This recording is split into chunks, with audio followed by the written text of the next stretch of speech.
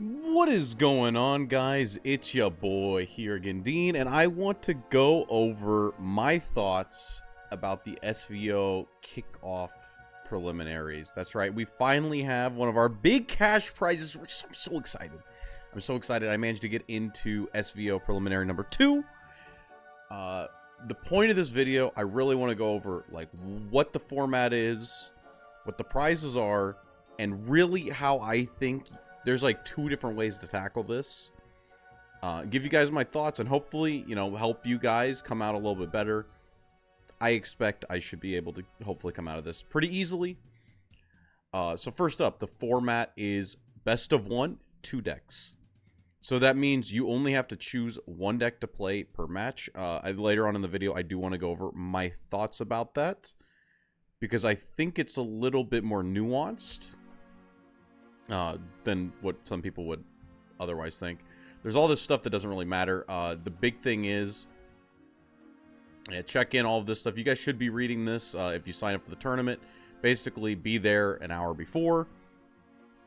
Gonna have to slot out your entire day around this. If you end up in a night slot, go to sleep like in the middle of the day.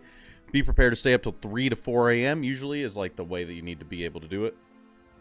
It just is what it is. I think it starts at 9 p.m. for me, so I'm going to probably be going to sleep at like 4 and then waking up around like 11 or so. That's usually the way that I do it. Just that way I'm fresh and on top of it when the tournament's happening. Sorry.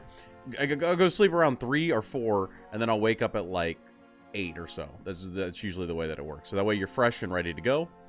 And then you're not like gassing out like, you know, like halfway through the tournament. Pretty important. Stuff, yeah, don't basically play fast. You got 30 minutes.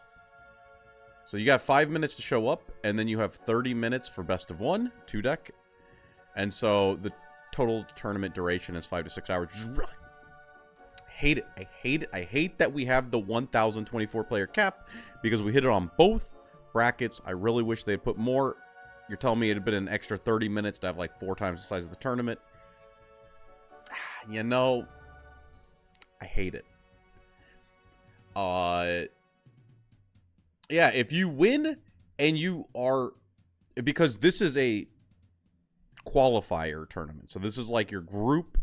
This is like the first round of the GP. Like imagine that you have the first round of the GP. The only people in the big tournament are the people who finish in Group A finals. So this is round 1, and then you get invited into round 2, and then you go. So yeah, you have to prove like, hey, are you a part of this area? So you're gonna have to show them your ID. Simple as there's a big cash prize. I was like, look at this, boom!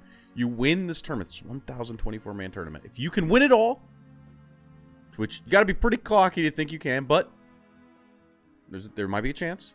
1,500 US dollar dues, and we get the champion flare in game, and you get the qualification to the first day to the Grand Prix. So that's the World Grand Prix. So yeah, you get the qualification to show up to Worlds. Big. Only 2 invite to Worlds in NA. There's like round 1 and 2. So hope you joined the right bracket. If you're in bracket 1, easier bracket. I'm not there. Simple as. Second place, $800. Quite a bit of money. And second place fair. And you get a invite to the LCQ, the last chance qualifier, to hopefully get another invite. Third place fair, $450 to 2 people. You both get like invites as well into the last chance qualifiers. I guess it's like a sudden elimination, you know, like death match. And if you got 5th through 8th, you get $250. And get this, they stream top 8. All you have to do is have a webcam on. Like what I'm doing now, you don't even have to have that. I've seen people do, they got like the super grainy webcam with the face just barely in there. You do that, $100 extra. If you get to top 8, not only are you walking away with minimum $250, if you get caught for like a stream, put your webcam on. Boom, $100 straight into your bank account. Super big.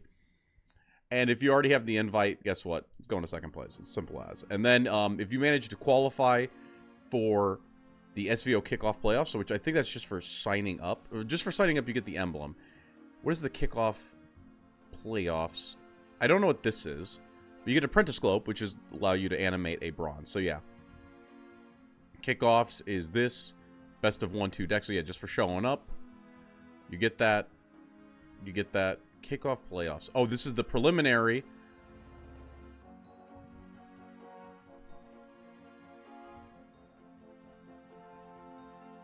How do you get to these?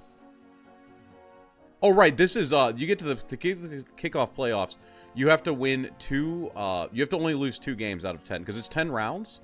You only can lose, 2 games. So you have to go 8-2 to get to the kickoff playoffs. So that's where you get the little globe. And then you get a lot more, prizes, like, later on. We'll talk about those later. In a different video. I don't think that's really the scope of this one. What I really wanted to talk about was this, because, yeah, see here, 1,024 players. We got 10 rounds. It's going to be a pretty long tournament. And then if you go, the top 8 players advancing the SVO kickoff playoffs. SVO kickoff playoffs will be completed over a single day.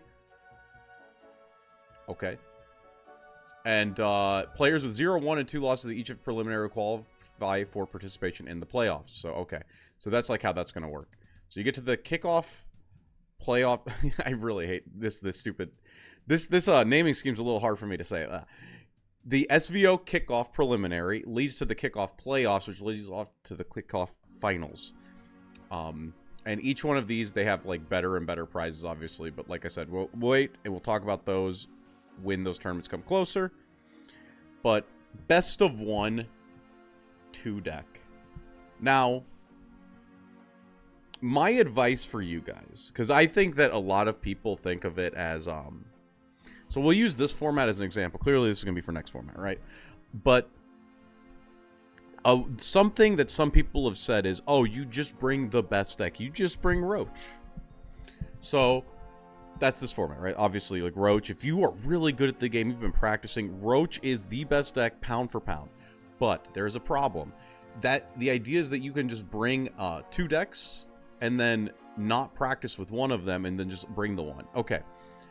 I want to say that might be true, but if you are taking that strategy, I think it's very important that you choose a second deck that is very good against the matchups that beat the deck you're actually playing. So that way your opponent has to at least think, at least you have a 50-50.